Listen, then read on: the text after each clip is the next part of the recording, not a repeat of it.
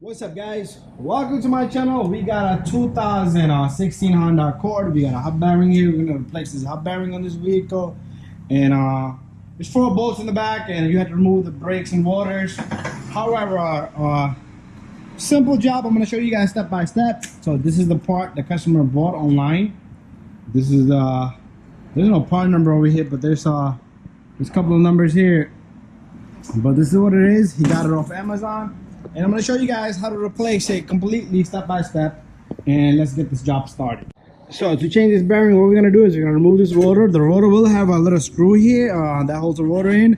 I did a brake job on this. You'll see, you can check that video out. These are broken, but what we're going to do is we're going to start off by removing this 12. This is a 12 millimeter. So this comes off. And this comes off, and once you got both of these off, you should be ready to take off the caliper here. But however, there's one more bolt that we're gonna take off. So this thing is spinning with it. I'm holding the camera with one hand, and let me get this off. Okay, once you have these two off, we're gonna move on to the screw in the back. Let's put these here. Okay, there's one more bolt right here. Take this off. I'm going to show you why we're going to take this off. Shouldn't take you that long to remove the brakes and rotors. I do have a full video on this if you just want to watch the videos on brakes and rotors. Yes, this is also a 12 millimeter here. And what this does here is I'm going to show you in a minute what this does. So once this come off, this is connected to you. This is the e-brake heel. It's connected to your caliper. If you don't take that off, your caliper is not going to come as smooth as it just came out. Okay, that's how simple that is. Brake pad has these little retainers. Don't lose them. Okay. A lot of people like to just take off the bracket and the whole caliper come off with it, but it's better you take everything off so you don't mess things up. And we're going to take out these brakes. They got greasing on it. I did these brakes, so greasing is a good thing. You see how easy they come off? They're not jammed up. Anyways, that's out. And next, what we're going to do is we're going to remove the 2 bolts on this bracket. Next, we got ourselves a 17. Yep. We got a 17 millimeter here. And we're going to take this baby off.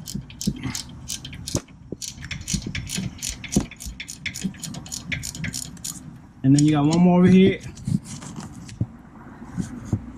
Losing them both together, don't just take one off completely, because the other one, then it will bother you. The bracket, it will move back and forth.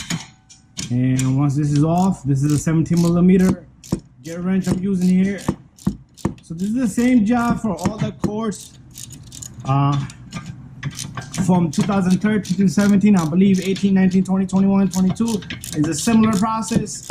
And we're gonna take this baby off nicely and easily and knock this guy out. Okay, I'm monitoring my camera there. That should make things easy for me right here. Okay, so this thing is kind of rough to get off, but if you want to put power tools, you can do so.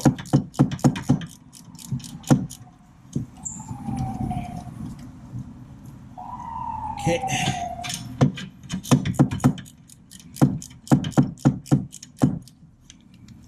I'm gonna have to get some power tools here so it makes things faster and easier for me.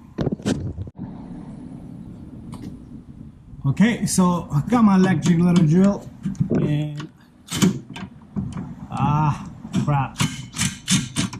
It is what it is, but there you go. Let me get this guy off from right here. I just wasn't gonna waste 20 minutes taking that bolt off. Well, let's see how this one feels. So here it is, which didn't do so good to me. Once this baby's off, we're in business. Okay, so this bracket comes off. Again, like I said, the rotor has 2 screws. So let's come out. Rotor, I'm sorry about the camera. Rotor does have 2 screws that we are missing, because when we did the brake job, these things just snapped off and break off. They're seized in there. They're not gonna drill out, but make sure you take them off. I do have a video. You could tap it in the back. This would be a good time to change your brake pads and rotors. Do it all together. Notice I have greasing here. That's a good sign. Okay, anyways, what we're gonna do next is take off our ABS sensor just for the heck of it. Okay, so in the back over here, we got our ABS sensor. It has a 10mm on it. We're gonna remove that. Very simple to do. Once this bolt is loose, 10mm, but they're safe. This sensor, sometimes it will be jammed up, so you don't want to pull it by the cable. You just want to grab the sensor and you want to move it around. Okay, just wiggle it around a bit. Don't go do a 360, just a tiny bit wiggles, and hopefully it comes out. It's probably gonna have a little, okay, you see it's kind of rough to get off. Throw some WD-40 on it if you need to, but you don't want to break this sensor. Okay, over time it will get seized up like that. So I will lubricate this guy so it's pretty easy to take off. So anyways, this is what the sensor reads right here. So make sure it will not interfere taking this off, but still sometimes when you're banging it, it will wiggle back and forth and damage your sensor. So we're pretty much almost done here. So we got 4 bolts, which are looking at me right here. 1, 2, 3, and 4. And we're gonna bang these out, but they're from the back end over here. So let's get our tools and get this job ready and going. Okay, so I got a 17mm swivel here with extension and an impact gun. If you want to use a ratchet with a 17mm, you could do so. So it's 1, 2, 3, 4 bolts. Bang them out. And don't worry, your hub is not gonna fall out. It's not that easy to come off. So 1. They're the same length, so don't worry about it. Don't worry about mixing them up either. Oh, there goes one on the floor. So there it is. We're gonna reuse these bolts and let me just throw them on the floor. They're all the same length. We are gonna put thread lock on them, and that's that. So what we're gonna, okay, now what we're gonna do here is we're gonna bang this little guy. So very simple. Each side gets a little bang. It started to move, so you can even I wouldn't put the bolts back to hit it because you will damage that bolt. So turning it this, hitting it here, turning it here won't matter. So you need to actually hit it on each side. Okay, it's pretty long bearing, so eventually it will start to come out. Yeah, I see it coming out. It's a good thing.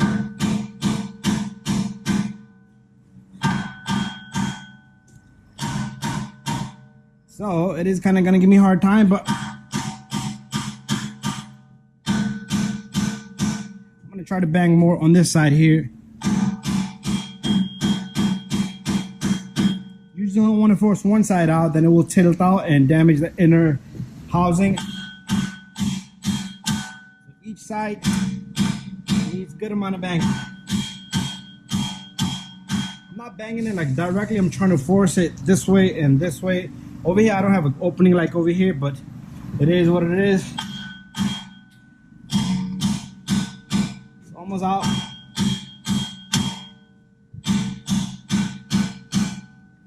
You will get tired, and my hand is tired. It's okay. If you got a slide hammer, that's even better. Bang, bang, it will pop right out. This thing is pretty deep. So we gotta go about it goes in about an inch. See that? So it's in about an inch.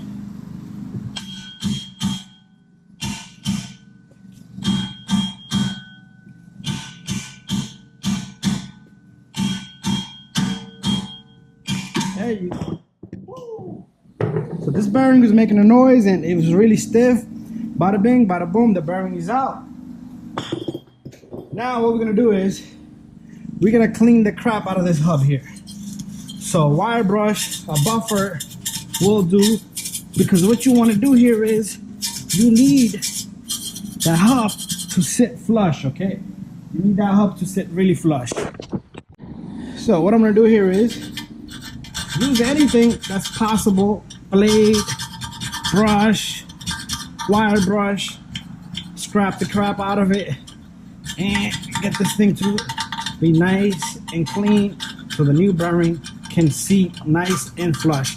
If it doesn't seat nice and flush, what's gonna happen is you're always gonna have that brake pulsation, brake shake, because your bearing is not sitting flush. Nothing else is gonna sit flush, so everything matters. So kind of happy with this, what we did so far. And where'd my wire brush go? I need that wire brush one more time. I'm gonna have to look for that wire brush. I just tossed it. So right here, right here. And I'm gonna go get some cleaners, and then we're gonna put some greasing, and we're gonna put some thread lock and lock this baby up. Okay, so throw on this cleaner. This is just a brake cleaner. That's all this is. Parts cleaner. And give it a moment. It's gonna dissipate. So once it dries out, what you want to do, you want to take a little bit of greasing, put that around the hub, and that's it. You can put it on the hub or the housing here, hub housing, and after that we're ready to put on the hub with thread lock. Okay, so next step, we got this red thread lock, heavy duty stuff. Put that all around, and I'm gonna do that to each bolt. This is very important, okay? And you don't want this hub to come loose on you, and the whole tire, everything will just. If you're lucky, the bracket and the caliper will hold it, but you don't want that to happen anyway. Anyways, we're gonna put this bearing back on. Okay, so it's only gonna fit one way. If you get it the wrong way, it's not gonna fit. If you see the length from here to here, so just try to match up, and your bearing should just simply go on by hand, just like that. Okay, sometimes you might have to just the back end over here, you might have to just kind of like align it if it doesn't align. So just tap on it a bit, and that's it. And then you're going to take your bolts from the back end. You want to capture the threads on all four, and once we have all four, we will go through the back. Okay, so I'm going to take two more, and we will tighten up the bolts. Okay, and what I want to do is I am going to show you guys. We're going to put everything back together, so I'm going to complete the whole job. So there you have it, all four bolts. I'm going to just catch one or two threads, and then it will just compress itself in. Okay, so from back end, what we're going to do here is we're going to make sure you do it evenly. Don't just jam all the way. And once you get these in, lock them up, okay, really good. To be honest with you, there is no right or wrong pattern. If you do this one first, this one first, this one first, this one second, just don't do 1 and 2, okay? And so I'm gonna do it lightly, and then I'm gonna torque them. And now torquing is something you're not gonna see me, but I will torque them, and I will give you the specs at the end of the video. Okay, so the bearing is nice and tight. What we're gonna do next is we still gotta put the ABS sensor. That's fine, you can put that at any moment. So we got some greasing on this rotor. If you want to put some on the hub, that's fine. Line up the two holes. We can get 2 new screws now for the rotor, and put that on. That'd be probably next time. But anyways, let's put a lug nut here so this can hold the rotor in place. So next step here is we're gonna go to the back one more time and put the bracket on. So here's our bracket. And we're gonna put the 17mm. Should go on easy. And we're gonna do the same thing in the bottom bolt. And after that, you want to tighten this up, torque this up, and make sure it's nice and snug and tight. You don't want to leave nothing loose, especially on brakes. And what I'm going to do here is I am going to snug these, and then I am going to torque these, and we will continue with putting the brake pads on and the caliper. So this goes in, snugs in. So I still need to torque this, so at the end of the video I will give you the torque specs. So I'm gonna torque these, and then we will come back and start with the brake pad. Okay, now we're back out here, and what we're gonna do is do have a complete video. Watch that brake pad with the brake wear indicator sensor goes in the back and the bottom, and this one goes over here. And then we gotta get the two retainers for this little guy here. One, very important little guy. And two, okay, so we got that in. I do have how to wind this caliper in on my other video, so there's a lot of important pieces. The brake pad has a small little notch that goes in here, so watch that video complete. And we shouldn't have to compress this caliper this time, because this is bothering me here, because the caliper is too where it's supposed to be at, and if you push it in, it should go in nicely and easily. We need our two bolts that I put over here. Okay, so here they are, 12 millimeters. 12 millimeter, one goes over here. And make sure you tighten this up to the proper specs. I will give you, like I said, at the end of the video, you will have all that.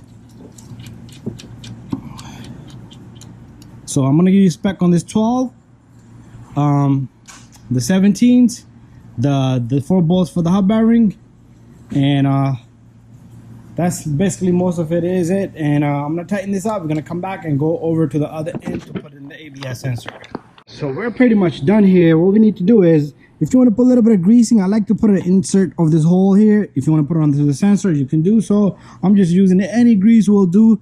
And you stick this guy in, and it should go in much smoother. And that's it. Bada bing, bada boom. 10 millimeter bolt. And I'm gonna tighten this baby up. Once this is tight, you're all good to go. And then all you need to do is, you need to get this one last bolt I have on the floor here that fell. This is a 12 millimeter. This goes right here, okay, on this to this emergency brake cable, and this guy goes right here. Make sure you don't cross thread it. Tighten this, tighten that, and you're all done. And put the wheel on, go for a test drive, make sure everything is tight. Double check all your work, make sure everything is tight. Okay, so here's the torque specs. So the 4 bolts, this is what you're looking at, 72.3 foot-pounds. And the little bolts on this shield here are 10 foot-pound. I'm sorry, 7.2 foot-pound. Wheel lug nuts, 80 foot-pound if you need that. 2 bolts of the caliper, you're looking at 80 foot-pound. The sensor here, 7.2 foot-pound. So the 2 bolts on the caliper right here are 17 foot-pound. And that's everything. Thank you for watching my video.